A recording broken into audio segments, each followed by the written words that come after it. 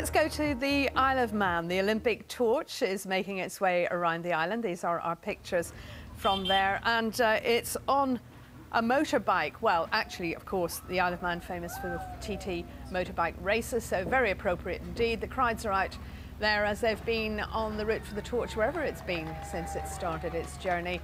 So that's the situation on the Isle of Man. It's going to also go on a lifeboat, a horse train and a bicycle. So various modes of travel for the torch on the Isle of Man. Keeping an eye on that, it's heading to Belfast, of course, a little later on. Now, it's 6 minutes to 11. We were... Jenkins there, speaking of Epsom Downs racecourse. Let's just take you to Belfast Airport, because the Olympic torch has just touched down on board the BA Firefly flight, and it's going to be welcomed by the First Minister of Northern Ireland in just a couple of moments' time. It's flown in from the Isle of Man, where as part of its journey around the Isle of Man it hitched a ride on the back of a motorbike as well. It's sped around the Isle of Man on a TT motorbike,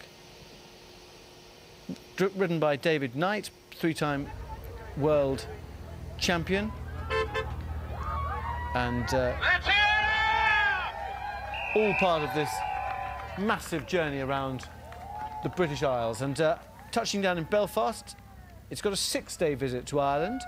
It's going to cover the north coast, home of golf's former US Open winner Graham McDowell, this year's Irish Open, and it's going to be going to Londonderry and Dublin as a symbol of Anglo-Irish goodwill. And among the people carrying the Olympic torch are the boxing medalists Wayne McCulloch and Michael Carruth. There's also going to be a celebratory event at St Stephen's Green, that's in Dublin city centre. That's next Wednesday. Also the crossing of that newly built Peace Bridge in Londonderry, linking the nationalist, or predominantly nationalist, west of the city with the predominantly unionist east.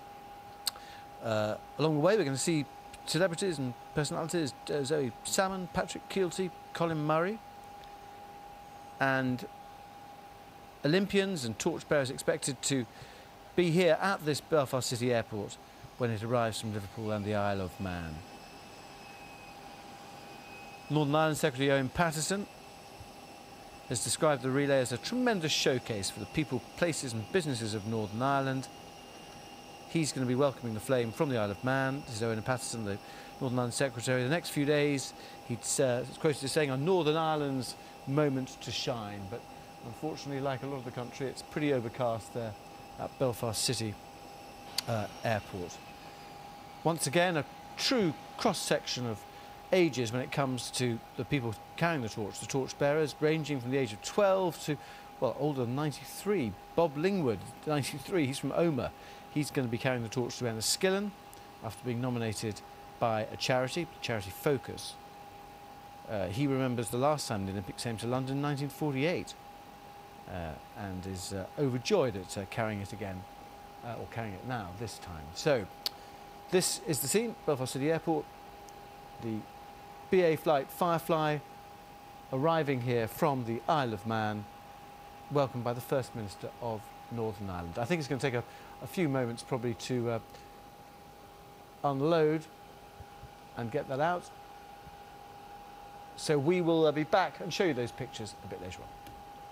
Let's just, in the meantime, go to your money.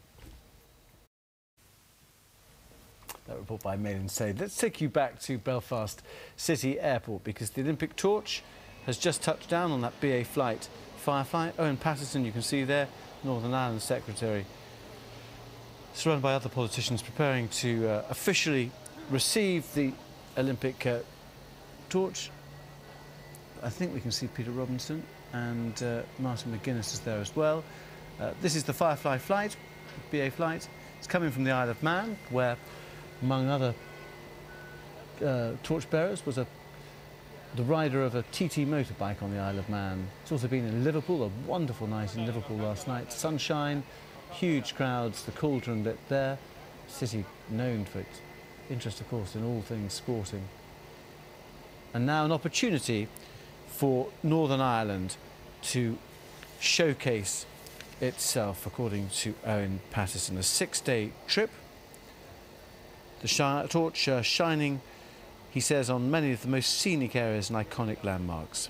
Companies, interesting, in Northern Ireland have won a 2012 contract worth more than £40 million from building the Central Park Bridge, that's on the Olympic Park, to supplying metal for the Olympic Stadium.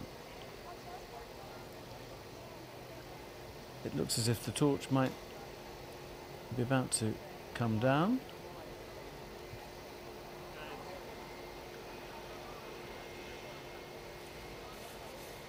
We have, as I say, Owen Patterson, Master McGuinness. Looks as if it might be Mary Peters there as well, actually.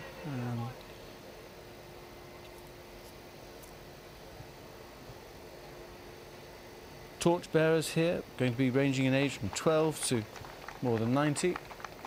But there we are, the torch alight, thank goodness. Well, actually, in that Davy lamp, it's the Davy lamp used by miners as a safe way of seeing underground hundreds of years ago without exposing a naked flame to gases inside mines and the explosions which were caused by that. So, as the Olympic torch makes its way around the country, now on its 6-day leg of Ireland, coming in from Liverpool and the Isle of Man. Give us a chance, guys. Shouts from the photographers there. Clear the shots, guys, please. Just wanting to see the flame.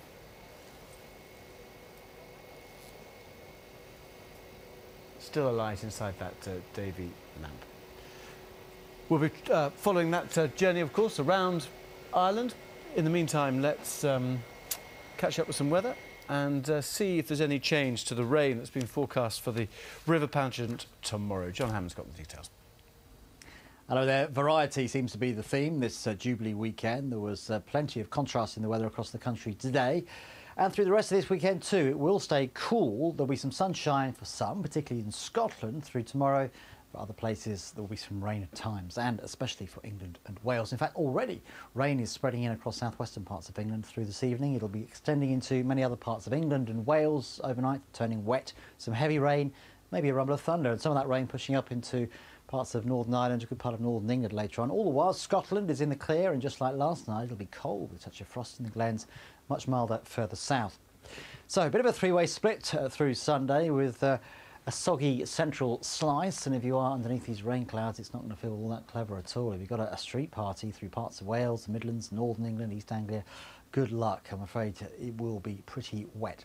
On either side, it'll be somewhat drier. Now, there is some question mark as to how far north this rain gets, but certainly underneath these rain clouds, 8 or 9 degrees is probably the best I can offer you with a chilly northeasterly breeze. Across into Scotland, though, much brighter with just the odd shower, lots of sunshine around. Should be a lovely afternoon, in actual fact, if you are celebrating the Jubilee. And the same goes for Northern Ireland, particularly northern areas, and further south, hopefully the rain will ease off fairly promptly.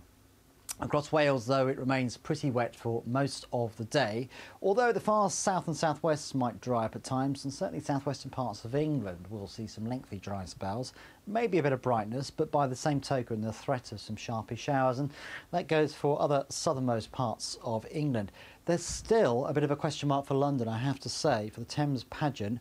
What I think will happen is we'll keep a lot of cloud. I think there'll be some lengthy dry spells, but always the chance of some drizzly showers around, and temperatures disappointing, around 11 or 12 degrees.